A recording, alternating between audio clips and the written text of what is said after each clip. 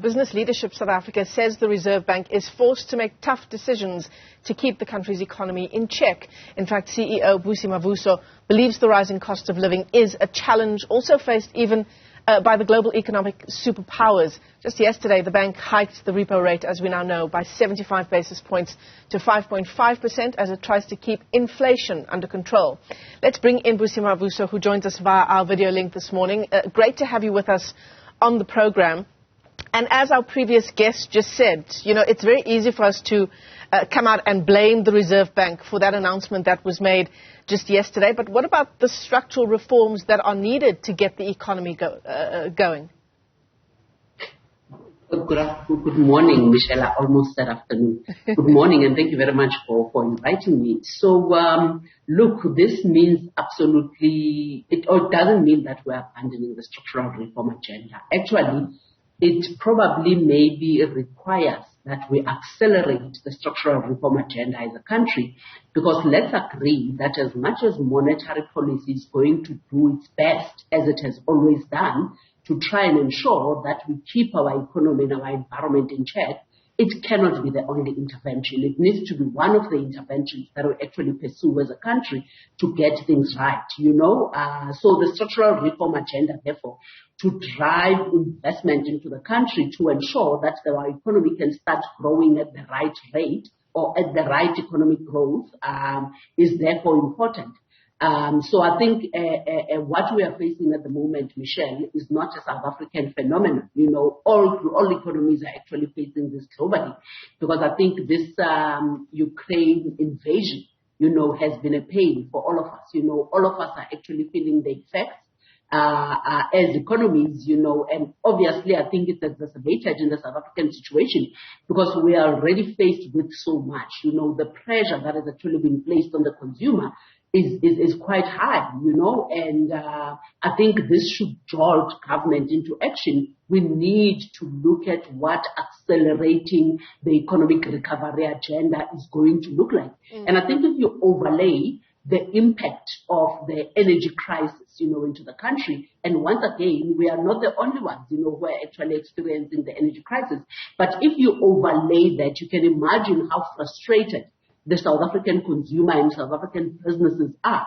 So we therefore need to look at what is it going to take for us to come up with a solution.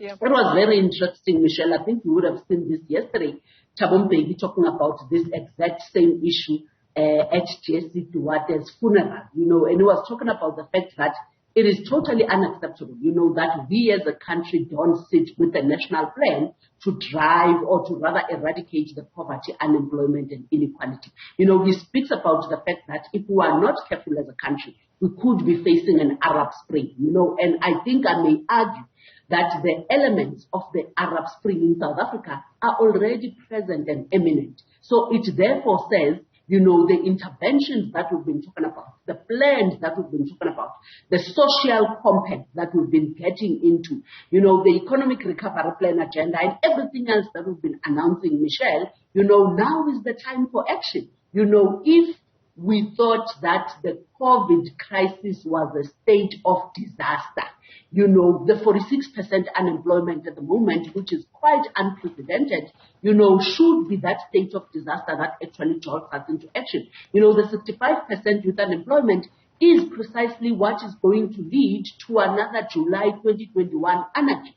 You know, so I think we are very worried as business. We are very concerned that we are here as a country. But I think, you know, the solutions, you know, can be implemented internally. We can't control what happens around us, you know, as a country in terms of the global and the externalities that we're facing. Busi, can I come in there? We're going to have to put actions in place. Yeah, absolutely. I mean, you've talked about the global picture as well, that South Africa is not alone in what we're experiencing now.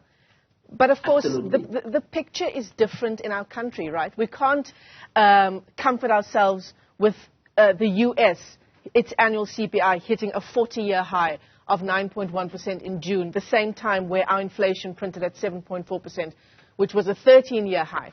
It's different because, as you've just pointed out, our socio-political and socio-economic issues are unique in our country. You've talked about the 65% youth unemployment rate. And but then, Michelle, then what do you do? You know, because if the Reserve Bank doesn't do what it's doing at the moment, then we are actually going to face a much more bigger problem. Remember, the bank's primary mandate is to protect the value of the currency in the interest of balanced and sustainable economic growth. And it also has a statutory mandate to enhance and protect financial stability. So whether we like it or not, whether we acknowledge it or not, whether we realize it or not, the intervention by the Reserve Bank is a very necessary one. You know, and I think credit rating agencies have said over and over again that the South African Reserve Bank's inflation targeting regime and credibility are an important credit strength and institutional strength for the country. So the integrity, therefore, and the independence of the Reserve Bank and the interventions that it's putting in place should not be questioned, you know, because this is actually necessary. I'm not by any way arguing, you know, and I know that the Secretary General of COSATU or SATU last week, I think, was actually raising this very same point, you know, to say that the South African Reserve Bank cannot continue what it's doing, and I think using monetary policy cannot be the only intervention. And it's quite right. Using monetary policy cannot be the only intervention. Where is fiscal policy at the moment? Because we need those interventions as well. To your point, where is the structural reform agenda to stabilize our environment, you know, so that we can attract more investment? You know, where is the national plan that Thabo Mbeki spoke about yesterday, you know, to try and ensure that people are eradicated from poverty, unemployment, and inequality? So, you see, all these... Sorry, Michelle, you can go ahead. So, you know, the questions or calls around the expansion of the Reserve Bank's mandate to be more developmental, to be more pro-poor. Do you reckon that's also interfering with its agenda, or does it have a place in this discussion? You see, the pressures that we're experiencing, yes, it will be interfering with this agenda. The pressures that we're experiencing as a country and as South African consumers, you know, I worry that it often precisely spills into the threats, you know, to the independence of the Reserve Bank, you know, and it therefore starts debates over non-conventional economic policies, you know, and part of the argument is that the government should control monetary policy and it should manipulate interest rates, you know, in the country's interest. You know, but we cannot be seen to be taking those populist interventions.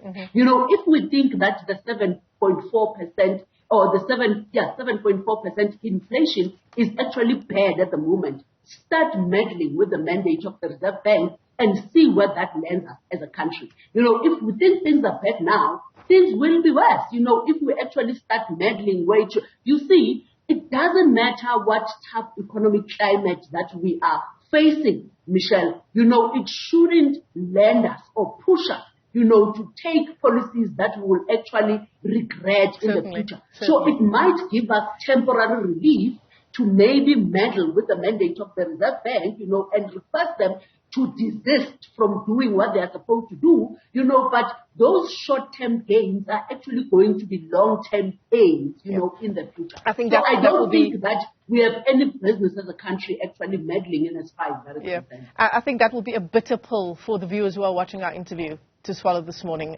Busi Mavuso, let me thank you for your time this morning. Thank you so much for weighing in on this incredibly important discussion. No use blaming the Reserve Bank for the rate hikes. That's according to the Business Leadership South Africa CEO joining us there.